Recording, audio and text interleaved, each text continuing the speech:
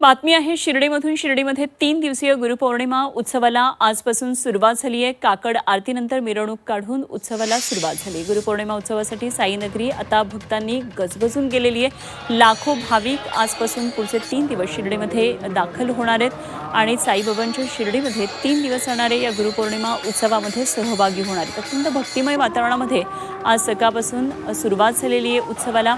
साईबाबांची काकड आरती पहाटे झाली। त्यानंतर पारंपरिक पद्धतीने साईबाबांचा फोटो आणि वीणा याची मंदिरातून सवाद्य मिरवणूक काढण्यात आली।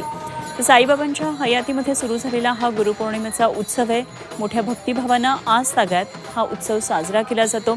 साईबाबा संस्थानचे मुख्य कार्यकारी अधिकारी गोरक्ष गाडीलकर यांच्यासह संस्थानचे अधिकारी, साईभक्त आणि ग्रामस्थ या मिरवणुकीमध्ये सहभागी झाले होते। गुरुपौर्णिमा उत्सवाच्या पार्श्वभूमीवर राज्यभरातल्या अनेक पालख्या घेऊन निघालेले पदयात्री आता शिर्डीमध्ये दाखल होत आहेत आणि उद्या उत्सवाचा मुख्य दिवस आहे। राज्यभरातले अनेक पालख्या साईनामाचा जयघोष करत शिर्डीमध्ये दाखल होत आहेत।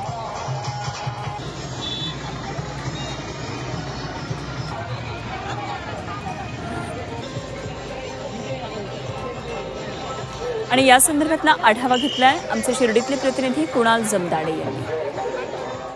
गुरुपौर्णिमा उत्सवानिमित्त साईंच्या शिर्डीत भाविकांची मांदियाळी बघायला मिळत आहे आणि गुरुपौर्णिमा उत्सवानिमित्त लाखोंच्या संख्येने साई भक्त पायी पालखीसह आपल्या कुटुंबासमवेत साईनगरीत गुरुपौर्णिमा उत्सव साजरा करण्यासाठी दाखल झालेले आहेत। साईबाबा हयातीत असल्यापासून शिर्डीमध्ये गुरुपौर्णिमा उत्सव हा मोठ्या भक्तिमय वातावरणामध्ये साजरा केला जातो। साई संस्थान असेल किंवा शिर्डी ग्रामस्थ असेल यांच्या वतीनं देखील मोठ्या उत्साहामध्ये गुरुपौर्णिमा उत्सव जो आहे तो साजरा केला जातो आणि मोठ्या संख्येने साई भक्त असतील किंवा पायी पदयात्री असतील ते शिर्डीला गुरुपौर्णिमेनिमित्त हजेरी लावत असतात। आपण जर दृश्यामध्ये बघितलं तर ही पुणे येथून येणारी मानाची पालखी आहे। श्री साईबाबा पालखी सोहळा समिती ही दरवर्षी गुरुपौर्णिमेच्या पहिल्या दिवशी ही पालखी साईनगरीमध्ये दाखल होत असते। जवळपास हजारोंच्या संख्येने पदयात्रेकरू जे आहेत ते या पालखीमध्ये सहभागी असतात। आपल्यासोबत पालखीचे अध्यक्ष आहेत, काय सांगाल